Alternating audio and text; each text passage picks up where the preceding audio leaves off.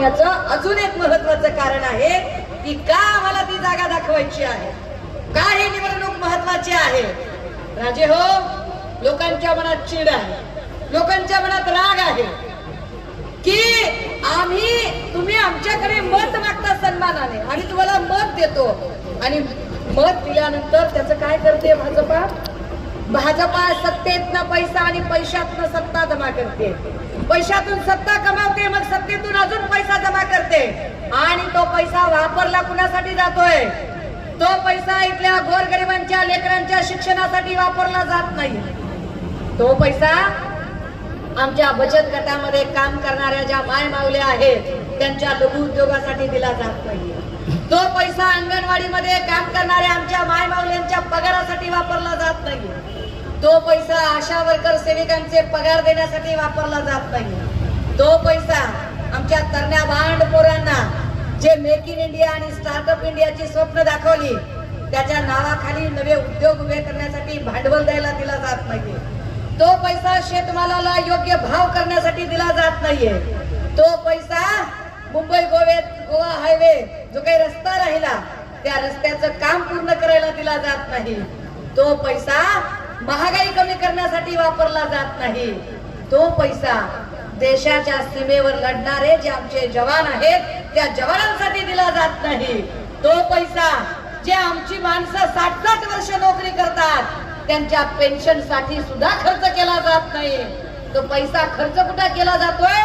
तो पैसा फक्त आणि फक्त आमदार आणि खासदारांच्या खरेदी विक्रीसाठी खर्च केला जातोय.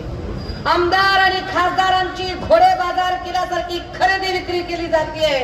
भाजपाला का हरवायचं? मिळत नाहीत म्हणून आमची युपीएससी एमपीएससी करणारी लेकरं मुख्यमंत्र्यांकडे गेली तर मुख्यमंत्री सांगतो तुमचा प्रश्न मी लवकरच निवडणूक आयोगाकडे नेणार आहे. येण्याची जत्रा कारभारी 17 कार्यक्रम झालाय दादा हो. म्हणून सरकार बदलायचंय. आपण वैयक्तिक टीका करत नाहीये कुणावर, आपण धोरणांवर बोलतोय की तुमच्या काळात धोरण काय झालं.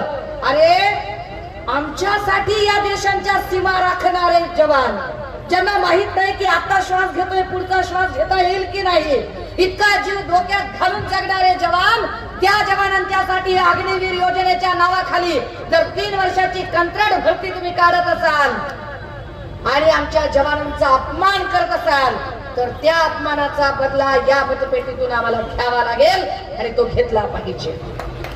का आपण लढतोय? कशासाठी लढतोय? आपण एक खासदार फक्त निवडून द्यायचा म्हणून लढत नाहीये. एक ते आनंद गीते साहेब खासदार व्हावेत यासाठी ही निवडणूक महत्वाची नाहीये. तर ही निवडणूक जशी संविधान वाचवण्यासाठी महत्वाची आहे, तरुण पोरांच्या नोकऱ्यांसाठी महत्वाची आहे. महागाईचा दर कुठे गेला राजे हो? काय सांगत होते हे लोक? आपल्याला काहीच्या काही सांगतात राव. आपल्याला हिंदू मुस्लिम मध्ये अडकवायला बघतात. अरे बाबा असं काही आहे का की मुस्लिमाला 1250ला गॅस मिळतोय आणि हिंदूंना काही 200ला गॅस मिळतोय? होय. अरे हिंदूला बी तेवढेच द्यावे लागतात. मुस्लिमांना 200 रुपये किलोनं तूर डाळ मिळते आणि हिंदूंना काही 30 रुपये किलोनं मिळते. होय.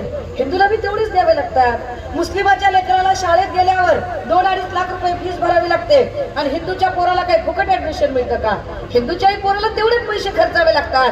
हिंदू असेल, मुस्लिम असेल, शीख असेल, ख्रिश्चन असेल, जैन असेल, बौद्ध असेल, सगळ्यांची अडचण एक सारखीच आहे. सगळे तेच, सभी लोग एक ही कश्ती में सवार है. तरीही हिंदू हा हिंदू आहे, तो मुसलमान आहे, तो बौद्ध आहे, हे जाती जातीचं धर्माचं विष कुणी पेरलं तर ते मोदींनी पेरलं. गोविंदाने एकत्र नांदत होतो. इथला मराठा, साळी, माळी, कोळी, तेली, तांबोळी, आतार, बागवान, सुतार, लोहार, कुंभार आपण सगळे एकत्र नांदत होतो. पण या सगळ्या माणसांमध्ये जाती जातीचे कंपार्टमेंट आणि जाती जातीच्या भिंती कुणी तयार केल्या? त्या याच भाजपने तयार केल्या. तटकरे सारख्या लोकांची इतकी क्षमता नव्हती. पण आम्हाला वाईट याचं वाटतं की मोदींनी आमच्या माणसांवरती घाव घालण्यासाठी ज्या कुऱ्हाडी वापरल्या त्या कुऱ्हाडीचा दांडा म्हणून आमचीच माणसं वापरले. आमच्याच माणसांना आमच्याच अंगावर पाठवलं. किती फोडाफोडीचं राजकारण, कुठे बाप विरुद्ध मुलगा, कुठे बहीण विरुद्ध भाऊ, कुठे नवरा विरुद्ध बायको, या सगळ्या ज्या लढती आहेत या भाजपने तयार केल्या. आता उत्तर पश्चिमची उमेदवारी जाहीर झाली. उत्तर पश्चिमच्या उमेदवारीमध्ये एकीकडे रवींद्र वायकर आहे, दुसरीकडे अमोल कीर्तीकर आहेत. पण अमोल कीर्तीकरांच्या विरोधात प्रचार करण्यासाठी माणूस कोण आहे? तर गजानन कीर्तीकर आहे. म्हणजे आता गजानन कीर्तीकरांनी काय करायचं? वायकरांची साथ द्यायची का पोटच्या पोराची साथ द्यायची? किती विरोधाभास आहे हा.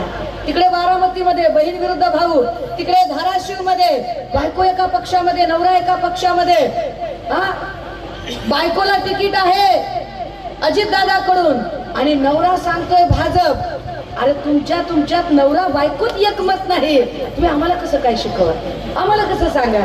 तरी म्हणायला ते ये मोदी की गॅरंटी आहे. कसली गॅरंटी दादा? अरे माणसाचा घडीचा भरोसा नाही. माणूस आता चलायला लागलं, ठेच लागली, हॅलो धडकलो गेलो. कुणाची गॅरंटी आहे? कसली गॅरंटी आहे? काय गॅरंटीच्या गप्पा हाणायला लागलेत? आणि या गॅरंटीच्या काळात इथल्या महिलांना गॅरंटी का मिळत?